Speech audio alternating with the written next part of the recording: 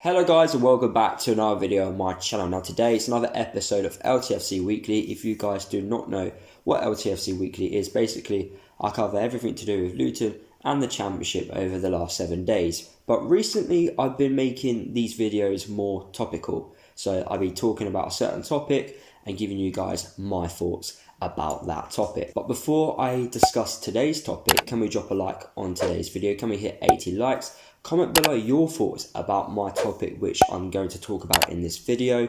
Subscribe to the channel if you are new. And guys, if you'd like to become a member on my channel, click the link down below. You get exclusive perks if you guys want to become a member. So, today's topic, which I'm going to be talking about, is Luton's midfield. Since we last had an international break, Luton have played 7 games. We've got 8 points from 7. We've scored 4 goals in 7 and we've conceded 9 goals in 7. We currently sit 10th in the Championship. Now, I think every Luton fan would agree, I think majority of Luton fans would agree that if we was to finish 10th at the end of the season, that's a fantastic season for us. That is miles better than the season before. It's an improvement. And I think everyone would be very happy with 10th in the Championship. Now, the one thing which I've noticed so far this season is not many teams have been miles better than us. I don't think they've been amazing. I think we've competed quite well. And I don't think we're far off it. But the problem, especially in the last 7 games, have been it's been going forward. And we did notice it in the few games before the first international break. Going forward, we're just not creating enough chances to help us win games of football. What do I believe is the reason for this? I don't think the balance in the midfield is right for us. Now, we've been playing different systems. We've been playing 3 at the back, the 4-3-3. Obviously, in League 1 and League 2, we used to play the diamond. But something's not right. Now, we've got quite a lot of midfielders at the club, and we've got some good midfielders who are good enough at this level and can obviously put in good performances at this level. But I just don't think we've got the right balance in midfield. And I feel like once that balance is sorted, we will then create more opportunities going forward, and will be better at the back. Now, this is where the discussion points come in. Do you play Glenn Ray as a defensive midfielder? Now, Glenn Ray last season was a massive help for us last year because of how well defensively he is. And we needed him massively. He was a key player in us staying up in the Championship. However, I feel like having a defensive midfielder at times just simply doesn't work. That doesn't mean we don't play Glenn Ray. We can play him as a defender if we want to. But right now, I don't think playing a defensive midfielder is right for us.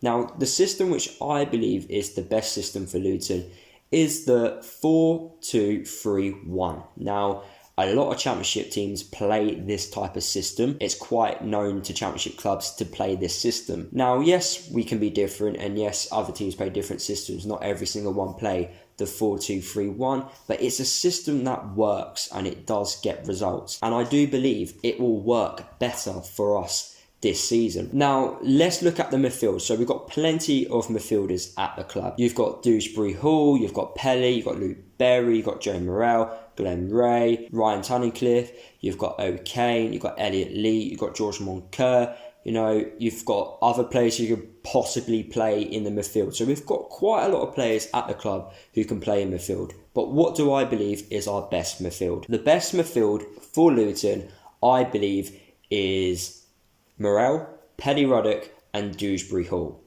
Now, I believe we should be playing Pelly and Joe Morrell in front of our defence. So Joe Morrell, although he's a more defensive player, he's very good at passing. His technical ability is amazing. Now, for the older generation of supporters, this is where it may get a little bit confusing for you guys. Now, every player in today's modern game basically has a certain role.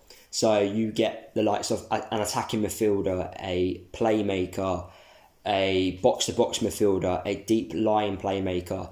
So I'm going to be using words such as them to explain the reasoning on why I believe certain players should be playing in a certain position in the Luton team. So, as I was saying, Morel, for me, he is best suited as a deep line playmaker. If you guys do not know what a deep line playmaker is, basically it's a holding midfielder who specialises in ball skills. So is very good at passing the ball. So not too much with the defensive side of things, but passing the ball. His job is to start the attacks to go forward. I think Morel is perfect for this. He's the best passer, I believe, in our midfield. You know, forward passes, long balls, that is a role of a deep line playmaker. And that's where I believe Joe Morel should play, on the right side of midfield. So just in front of the defence, but as a deep line playmaker. And then alongside him, have a box-to-box midfielder. Who's the best box-to-box midfielder at the club? Pelly. Pelly has the energy to defend and to attack. A box-to-box midfielder is someone who can do both. He has the energy to do both. He can attack, he can defend. Pelly next to Joe Morel in front of the defence is a perfect system for us, in my personal opinion. It will help us defend and it will also help us attack. Now, obviously, like I said, Dewsbury-Hall I want in our midfield, as I do believe he is perfect for this system. So I would have Dewsbury-Hall in front of Pelly and Joe Morel, because Dewsbury-Hall, as he is an attacking midfielder, he can create chances. He has those technical abilities which can create chances. You know, he's got a fantastic cross on him as well. He's going to shoot from distance. He's not afraid to shoot from distance either. And I believe his dribbling skills are very good as well. So having a midfield three of Morel, Pelly and Dewsbury-Hall is, for me, the best midfield balance we can play going forward in the remaining championship games. And obviously, if players get injured, then that balance kind of gets ruined a little bit. But I don't see why we can't play like the likes of O'Kane when he's eventually fit to play as a deep line playmaker. Luke Berry to play where Dewsbury-Hall plays, because he is a number 10 as well. So we've got backups if needed. The only thing which we don't really have a backup in is a box-to-box midfielder who can replace Pelly. Pelly, for me, is a very different midfielder to every midfielder we have at the club because of how much energy Pelly has. When Pelly doesn't play, you can clearly tell the energy's not there in midfield, like we did see against Rotherham. So for me, that's our best midfield, and that's the best balance, which I believe will help us get better results, which will help us create more opportunities and also stop goals going in as well. And hopefully Luton play that type of system going forward. I believe it's our best system. Let me know down below in the comments, what do you think? And that's pretty much it, guys. Hopefully I've explained everything the best I can do for you guys to understand. What do you think is the best midfield for Luton? What roles would you give our midfield players if we were to play a certain system going forward? Something's not right going forward. We just don't look like we're scoring in certain games. I'll still play with wide players, so you have the likes of Lewa, Cornick, Moncur, Clark on the wings and stuff like that, with Collins being the main striker. But we're just not creating chances. So something needs to change within the midfield, as that's where I believe things are going wrong. But like I said, guys, that is the end of today's video. Drop a like if you did. Subscribe to the channel if you are new. Don't forget to follow me across all my social media if you haven't done already. And I'll see you guys in the next video.